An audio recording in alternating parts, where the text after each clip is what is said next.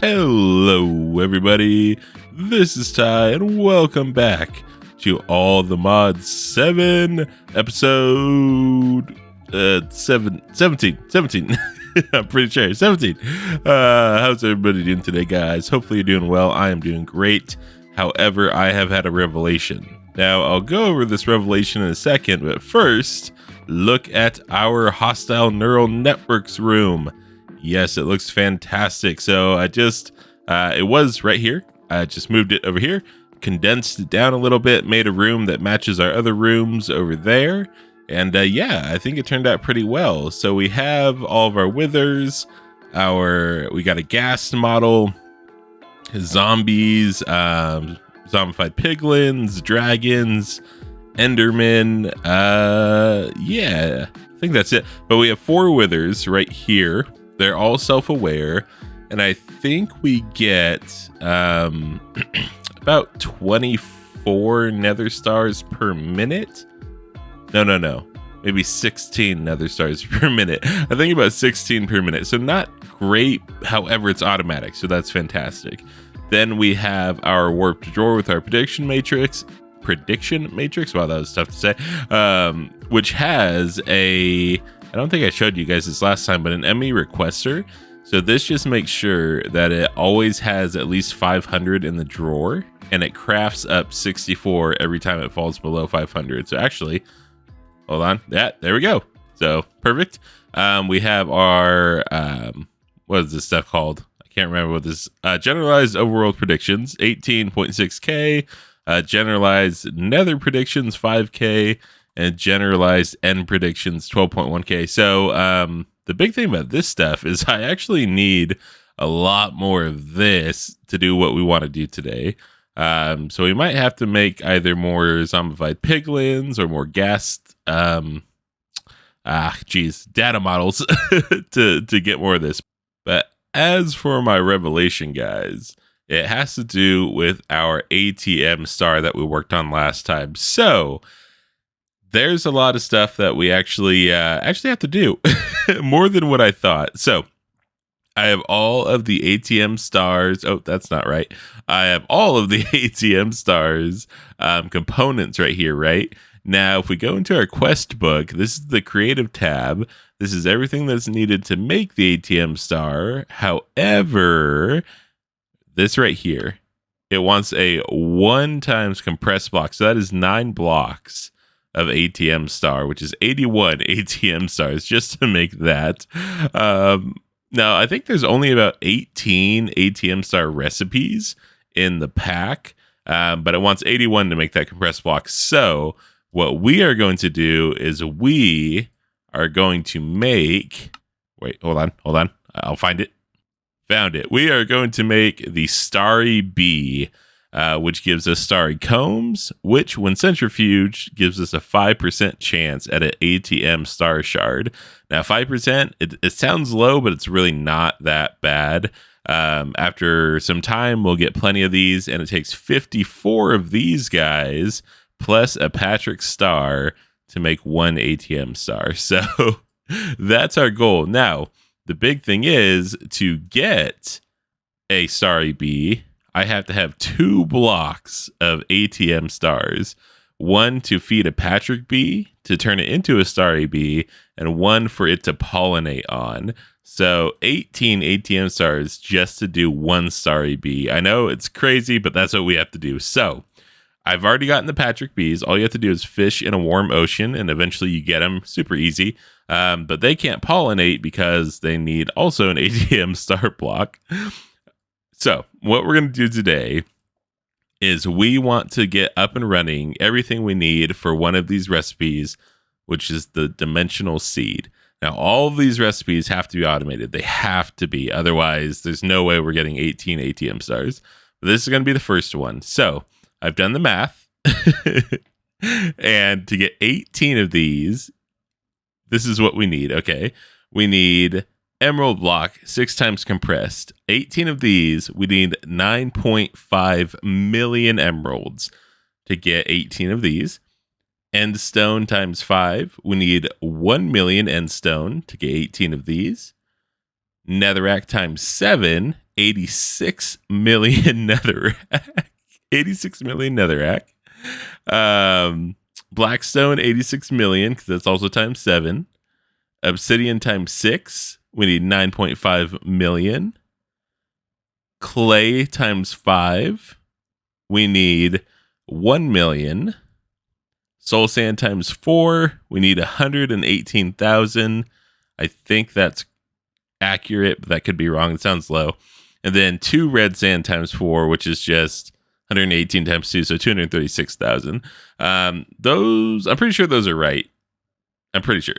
But that's what we need. So a lot of numbers, guys, a lot of numbers. So what we're going to do is we are going to get over here. I've set up a little door, and back here is where we are going to get this stuff set up to automate all of these block creations and compressing all these blocks. It's going to be a lot, and I'm going to make it as simple as I possibly can. Nothing super complicated, because it's a lot of blocks. So we are going to start with endstone, guys. Now, there's a couple of ways to get endstone by automating it, but I think for this specifically, this will be the easiest way to do it. I know that this chunk destroyer actually picks up endstone. It won't pick up cobblestone. It won't pick up netherrack, but it'll pick up endstone. And from our previous exploration, I'm pretty sure that we'll be able to just compress it down. We already have one 5 times block. We need 18 of them, so I need 17 more. So I have this advanced compacting upgrade in this netherite chest, and it just compacts. So I'm going to go ahead and start it, and hopefully we get a lot of endstone from this. And there it goes, guys. Endstone is coming in, and endstone is compacting. This should not take us very long to get enough endstone here. It is absolutely crazy how much, as long as you have the energy, this chunk destroyer will just rip the land away. And just like that, we have 24 endstone times 5 compressed blocks. Remember, we only needed 18. We have 24. Perfect. Look at this huge area it took to get that. I mean, just massive. Just so many blocks. But there's more. We only needed 1 million endstone to do that. We need 86 million netherrack and blackstone to get what we need for those. So, wish me luck. Yeah, I thought this was gonna work, but nah, I don't think so. This would work if I wasn't taking up every single face of this except the front face. So the only place I can extract from is the front face, but that would look ugly. So I don't think this is the way we're gonna do it. Unfortunately, guys, and I say unfortunately, it's not really that big of a deal, but I really did not want to use mystical agriculture as my crutch, but I think I have to. So I think what we're going to do is we are going to set up some compact machines and just put a bunch of phytogenic insulators in them and just run mystical agriculture seeds. And I mean a bunch. Like for each one, we're going to have like maybe 50 or more phytogenic insulators in them. Yeah, so let's get a compact machine going, and we'll kind of see. I've never played with compact machines, so we'll see how that goes. Well, guys, it turns out compact machines are actually really, really cool. The only thing with them is they come with a chunk loader add-on, but I think it's disabled in the config. So you just have to use feed the beast chunks to chunk load them. So that way, whatever's in them is working while you're not in them. But they're really cool. So these are the maximum machines. They require netherite to make, which we have a bunch of, so we're not worried about that. And what's really cool, now I've done some things. Don't judge me. I didn't want to record for a few days. I was feeling a little burnt out. I hopped back on today and got some stuff done. I'll show you this too. But this is really cool. So this is what is in this machine. So I built this. This is 36 phytogenic insulators.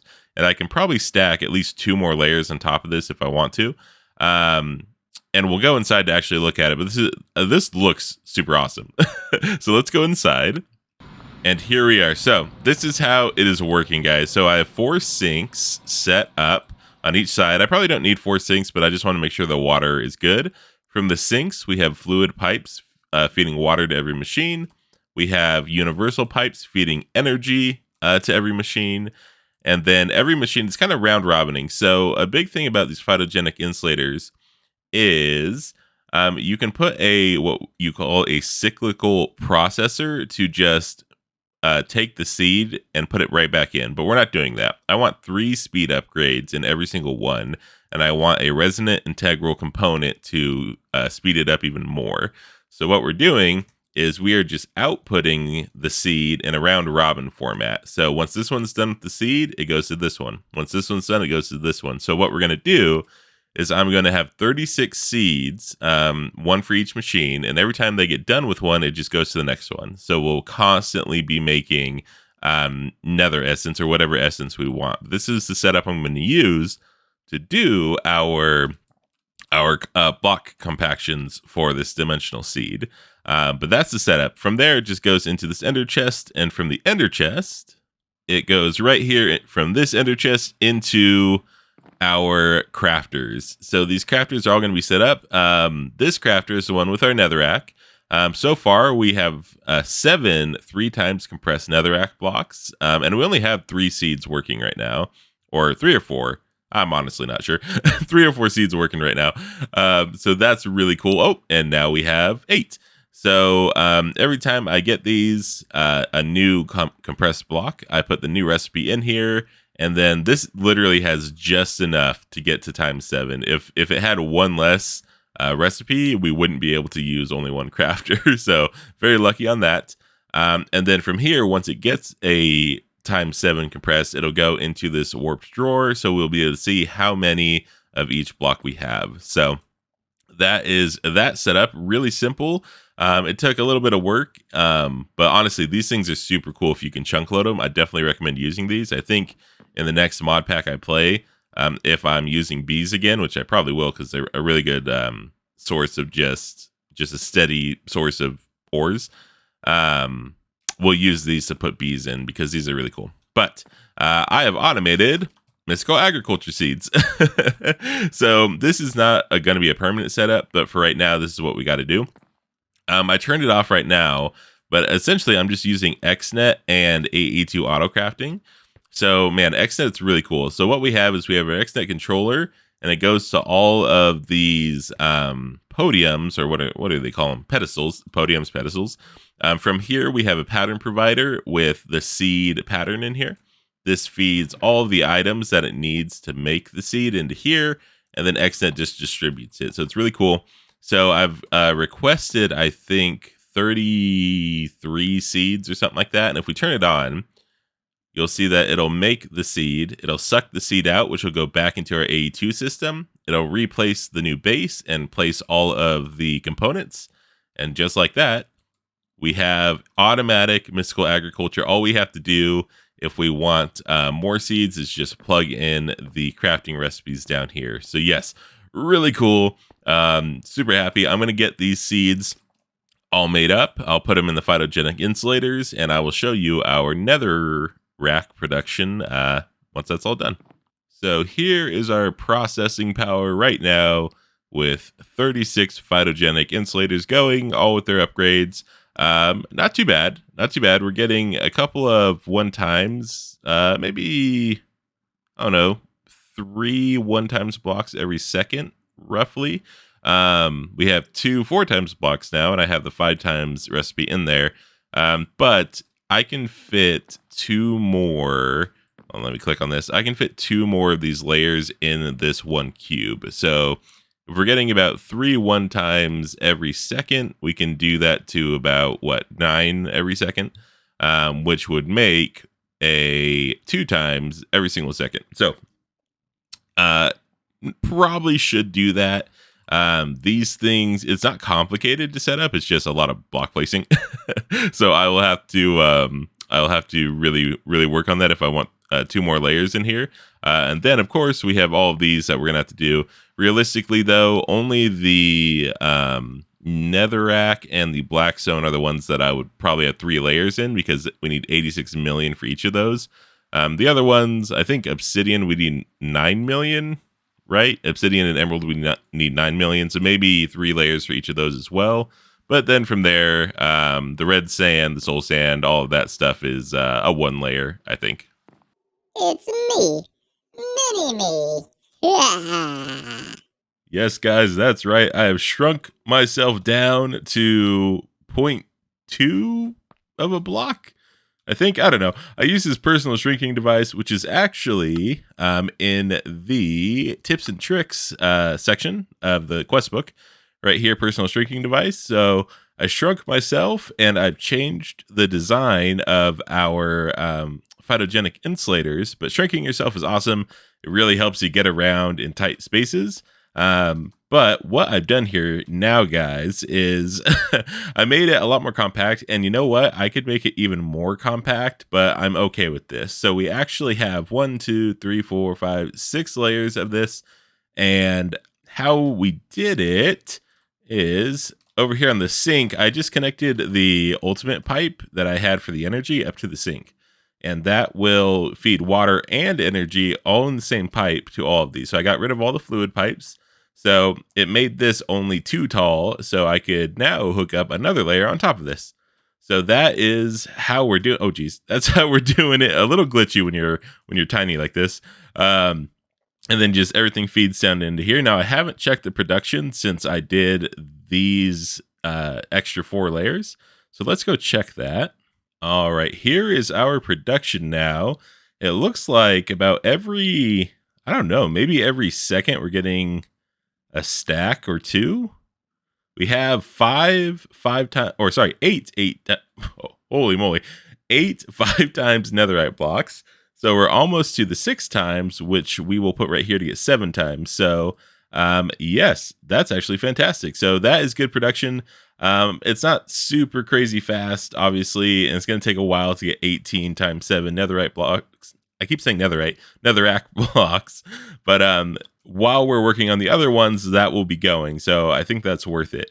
And then if we click on this guy, look how crazy this look how crazy this looks. And this is a little bit of a pain because you have to set 4 outputs for each of these machines.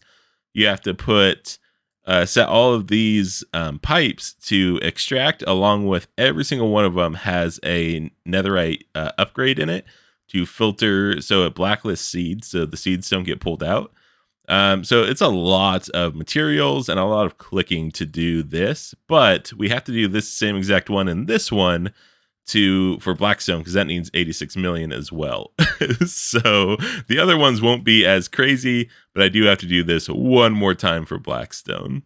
I'm getting very close to being done with the setup of the Blackstone phytogenic insulators, but I wanted to show you guys this red print from Thermal Series is really cool. It's not mentioned in the quest book, but it made building this thing amazing. So this takes the configuration of a machine, so the input and output configuration, and it copies it, and you can paste it onto one without a configuration or with a different one. So much better than going into every single one of these and clicking to do all of this stuff, which I had to do on the other one because I didn't realize that the red print was a thing. So yes, use the red print.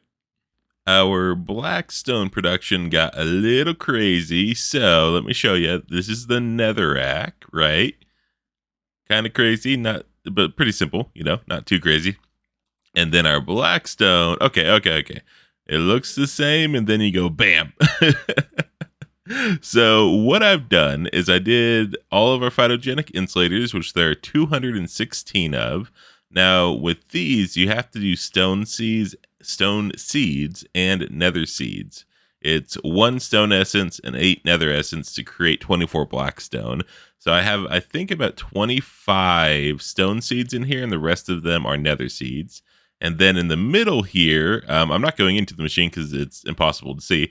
But in the middle here, we have each of these towers are 44 igneous extruders. They have, you can't see it, but there's lava on one side of each one and then blue ice.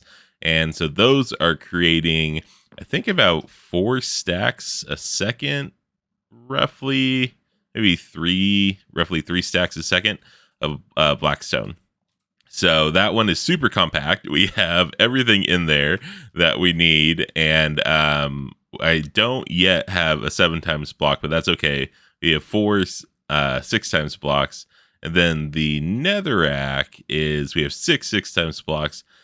I am realizing how much 86 million is.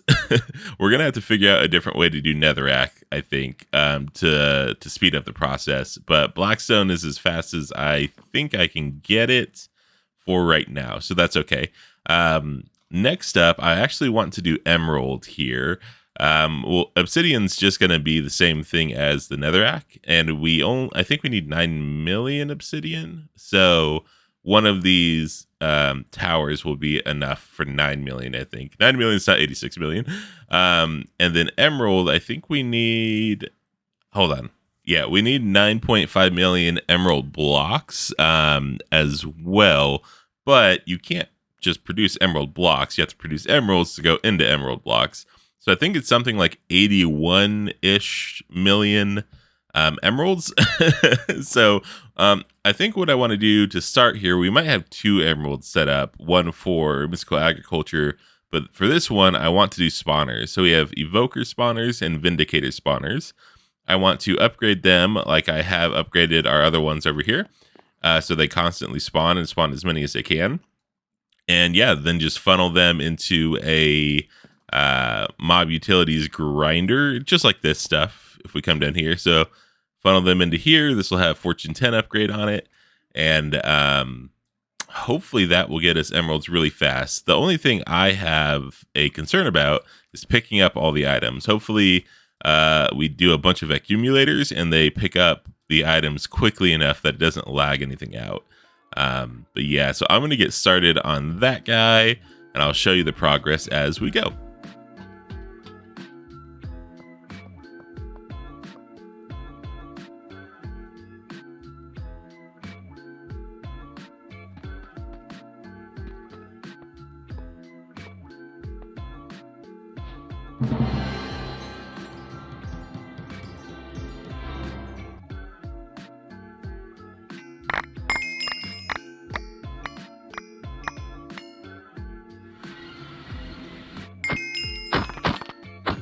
All right, everyone, here we have it. Okay, so pretty simple setup, for a mob farm.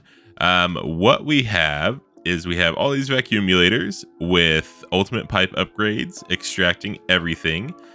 Also down here, we have absorption hoppers, which get liquid XP, and that's being pushed into an ender tank, so that way we can get our liquid XP into our ME system right here. And then if we come up over here, all of these are upgraded fully. I did change the spawner range to 3 instead of 4, so they aren't falling off the edges or less likely to fall off the edges.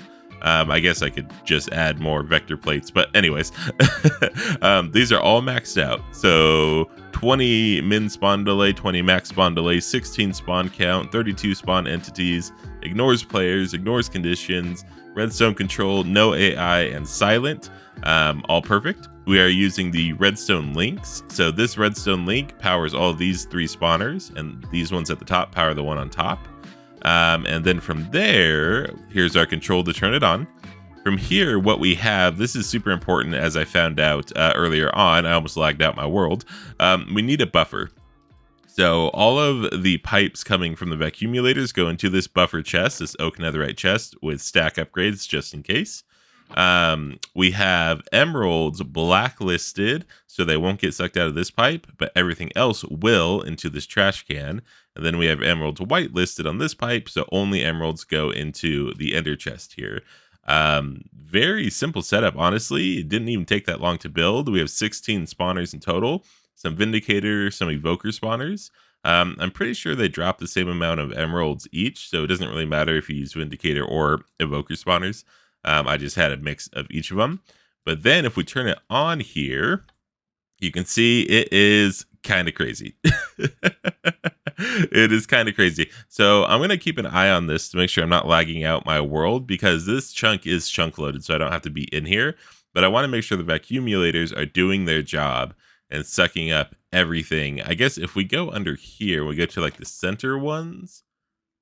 So if we look at all these, they don't have anything in them. And I think that's because these item pipes are sucking them out so fast that we're not getting anything. Oh, you see, okay.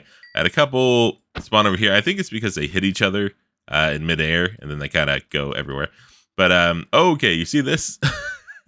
That's an issue. That's an issue. That's too much. So I need to figure that out. We have 3,000 stored emeralds in here because we can't suck them out of this. So I think I might need a buffer. I need a buffer on the other side as well. Well, guys, I completed this little room. It's the same size as our hostile neural network room over on the other side. And I changed it up a little bit. So initially, for this, the crafters and all that, I was using XNet. But I don't think XNet could really pull the items out fast enough. So what I've done is I've just assigned the emeralds its own ender chest. And I'm using universal pipes to go ahead and power the crafters and suck the items out of the ender chest. And then on the back of the crafters, I have just regular item pipes going into the storage controller for when we actually get the items we're looking for. We can put them in the drawers to see exactly how many we have. But this is a lot cleaner. I didn't like it over there on that side. And it lines up with exactly what we're doing. So netherrack is right here. Netherrack is right here. Blackstone, etc., etc. I don't think I'm going to do the soul sand because that's really easy. To make soul sand, I'm just going to do this, which is sand and generalized nether prediction. I think I only need 118,000 soul sand, and one sand equals 4, along with one nether prediction. So I have enough sand to do it. It's like 30,000 sand, and I'm about halfway there with the nether predictions to get all the soul sand. So I'm not going to do a soul sand one. The red sand one, I think I might just find a red sand desert and quarry it, if that'll give me red sand instead of setting up a whole thing for it. That would be a lot easier just to quarry it. Clay, kind of the same thing with clay. I might set one up for clay, but at the same time, I can just quarry a lush, what's it called? Lush cave, and that'll give me a lot. So I actually quarried a desert and to get sand specifically, but it was over a lush cave, and we have 484,000 clay balls. Now I need 1 million clay blocks. So this equals about 115,000 clay blocks. So I'm a tenth of the way there with one quarry session. So if I can just find more lush caves and quarry them, I can easily get the clay. So I think what we might have happen is I might do more of these phytogenic insulator setups, but for all the modium seeds for mystical agriculture. And maybe nether star seeds as well, because we need a lot of nether star seeds or nether stars. We need like 80 million nether stars. We need a lot of nether stars. So we might set that up for other mystical agriculture stuff as well. Also, once we're done with these, we can convert them into different mystical agriculture stuff. So that'll be really cool. But yeah, that's the plan. I'm not going to set the obsidian one up on this episode. I'll just do that off camera because it's going to be the same as this one pretty much. I might use some blast chillers to get a little bit extra, kind of like I did with the igneous extruders here, but that's a whole thing for me to worry about. But yeah, guys, hey, thank you guys so much for watching. This episode took a little bit longer to get out because I felt a little burnt out, but now I'm feeling the creative juices again. So guys, thank you so much for watching. I really appreciate it. Hit that subscribe button. It really helps me out. And I will see you guys in the next episode. Bye-bye.